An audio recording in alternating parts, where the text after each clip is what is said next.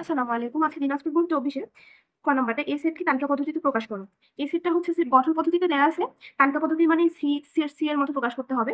তাহলে হচ্ছে এখানে যে রাশিটা set A equals to x যেন x belongs to n। n মানে হচ্ছে স্বাভাবিক সংখ্যা। এর মধ্যে সব ধরনের সংখ্যাই থাকতে পারবে ১ থেকে যত আছে। আর হচ্ছে এই যে রাশিটা দেওয়া আছে, এবারে এই রাশিটার মিডল টার্ম করব আমরা। 6 ইকুয়ালস টু 0। তাহলে ৩ দুগুণে ৬ আর ৩ আর ২ যোগ করলে কিন্তু ৫ হয়। তাহলে হচ্ছে x square minus 3x minus 2x plus ৬ equals to 0। এখানে যেহেতু মাইনাস আছে এজন্য দুইটার পিছনে মাইনাস রাখলাম। মাইনাস মাইনাস হচ্ছে মাইনাস 5x। এবার x কমন নিলে x minus 3 minus 2 into x minus 3। অতএব x minus 3 equals to x minus 2 equals to 0। অতএব x ইকুয়ালস টু 3 আর হচ্ছে 2। অতএব a ইকুয়ালস টু তালিকা পদ্ধতিতে 3, 2 কি দেখাও যে power of B disjoint set of C এর উপাদান সংখ্যা two to the power n কে সমর্থন করে, যেখানে n হচ্ছে বি ডিসজয়েন্ট অফ সি এর উপাদান সংখ্যা। তাহলে বি সেটটা দেওয়া আছে যেটা, সেটা আমি লিখে নিয়েছি। এখানে বলছে কি যে x belongs to n such as x মৌলিক সংখ্যা যা হচ্ছে x এর মান হচ্ছে 11 চেয়ে ছোট, লেস দ্যান 11। তাহলে হচ্ছে যেহেতু আমার মৌলিক সংখ্যা এবং x এর মান হবে 11 চেয়ে ছোট, তাহলে মৌলিক সংখ্যা আছে কি 2, 3, 5, 7, 9 হচ্ছে 3 3 আর 9, ওটা হচ্ছে মৌলিক না যৌগিক সংখ্যা। আর 10 5 দুগুণে 10 আর 11 চেয়ে ছোট যেহেতু, তাহলে 12 আর আসবে না, 7 পর্যন্ত থাকবে। আর এখানে ডিসজয়েন্ট অফ সি, তাহলে সি সেটের উপাদান সংখ্যা যা দেওয়া আছে তাই। ডিসজয়েন্ট সেট মানে হচ্ছে নিঃছেদ সেট। এই দুইটা সেটের মধ্যে যে মানে কমন যে উপাদানগুলো সেগুলোই আসবে। এবারে আমি হচ্ছে যে power of B disjoint set of C, তাহলে আমরা এইটার আগে করি, তারপর হচ্ছে পাওয়ার অফ দেবো। তাহলে কি হয় 2, 3, 5, 7 ডিসজয়েন্ট অফ 3, 4, 5, 7, 9। এখন এই দুই সেটের মধ্যে যে উপাদানগুলো হচ্ছে কমন, তাহলে এখানে 2 নাই কোথাও, তাহলে 3 আছে দুইটা সেটই, 3 লিখলাম। 5 আছে দুইটা সেটই, 5 আর 7 আছে দুইটা সেটই।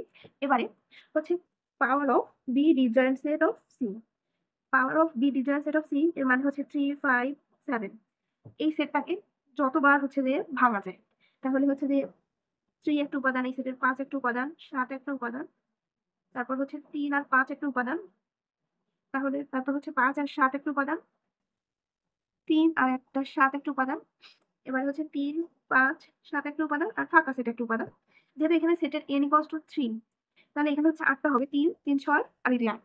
ফাঁকা সেট একটা সেট। সব সেটের মধ্যে একটা ফাঁকা সেট থাকে।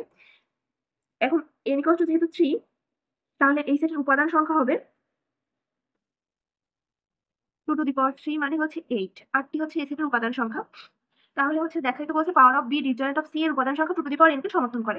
অতএব এর উপাদান সংখ্যা যেহেতু 2 টু দি পাওয়ার n কে সমর্থন করে, এজন্য তো 8টা হয়েছে, তাই না? অতএব হচ্ছে এটা হচ্ছে যে সমর্থন করে। কিন্তু 1 নম্বরে বলছে কি f of 1 by x square plus 1।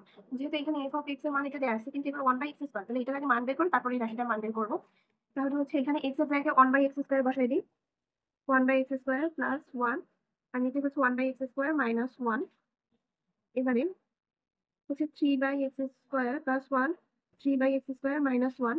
তাহলে কি আসে দেখো, নিচে x স্কয়ার নষ্ট করে 3 প্লাস x স্কয়ার, আর এখানে x স্কয়ার নষ্ট করে 3 মাইনাস x স্কয়ার। তাহলে হচ্ছে 3 plus x square by x square গুণ x square by 3 minus x square.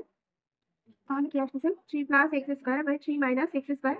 দিলে ভাগাকারে থাকলে গুণ করে গেলে নিচে একটু উপরে চলে যাবে। তাহলে 3 minus x square by 3 plus x square minus 6 plus 2x square. এবারে এটা আর এটা বাদ, উপর নিচে যেহেতু এক আছে, তাহলে 6 বাই এখানে হচ্ছে যে 3x স্কয়ার মাইনাস 3। তাহলে এখান থেকে লেখা যায় কি, এখানে 3 কমন নেবে, x স্কয়ার মাইনাস 1 আর পরে হচ্ছে 3 ইনটু 2, তাহলে 3 দুগুণে 6, এই 3 কাটা। তাহলে হচ্ছে এটার যে মান, এটার মান হচ্ছে এইটাই आंसर।